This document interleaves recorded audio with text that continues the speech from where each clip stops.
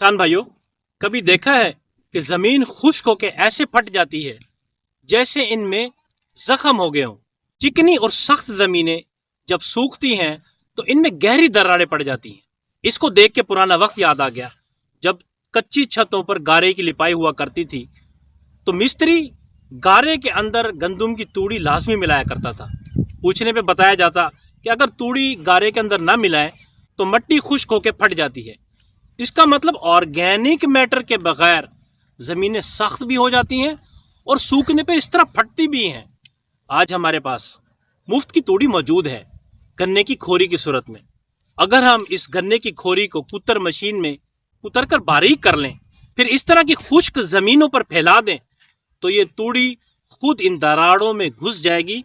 उसके बाद पानी के साथ पाक वेस्ट डिकम्पोजर फ्लड कर दें तो इससे हमारी ज़मीनें ना सिर्फ नरम और भुरभुरी होंगी, पानी भी जज्ब होगा, वत्तर भी देर तक कायम रहेगा, ज़मीन जानदार होगी तो पैदावार भी शानदार होगी, क्योंकि ऑर्गेनिक मैटर और माइक्रोब्स ही हमारी ज़मीन की असल ज़िंदगी।